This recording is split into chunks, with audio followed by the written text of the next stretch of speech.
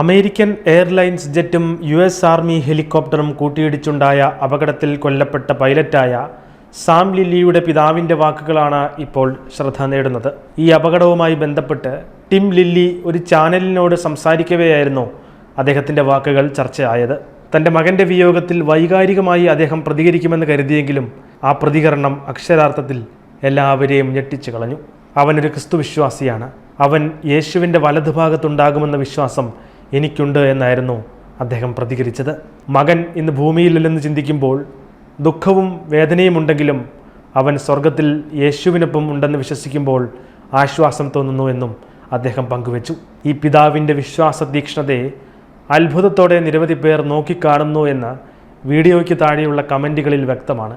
ഇങ്ങനെ ചിന്തിക്കാൻ സാധിക്കുന്നത് അദ്ദേഹത്തിൻ്റെ മനക്കരുത്ത് കൊണ്ട് മാത്രമല്ല, അദ്ദേഹത്തിൻ്റെ വിശ്വാസമാണെന്ന് നിരവധി പേർ അഭിപ്രായപ്പെട്ടു.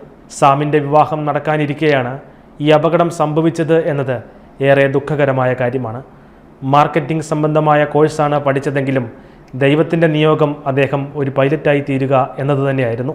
അപകടത്തെക്കുറിച്ച് അറിഞ്ഞിരുന്നെങ്കിലും അതിൽ തൻ്റെ മകനും മരണപ്പെട്ട വിവരം അറിയില്ലായിരുന്നുവെന്നും അവൻ്റെ പ്രതിശുദ്ധ വധുവിനോട് സാമിൻ്റെ ഫ്ലൈറ്റ് വിവരങ്ങൾ അന്വേഷിച്ചപ്പോഴായിരുന്നു ടിം ലില്ലി അതേക്കുറിച്ച് അറിയുന്നത്. US-ൽ 24 വർഷത്തിനിടയിലെ ഏറ്റവും ഭീകരമായ വിമാനാപകടം എന്നാണ് ഉദ്യോഗസ്ഥർ ഈ സംഭവത്തെ വിശേഷിപ്പിച്ചിരിക്കുന്നത്.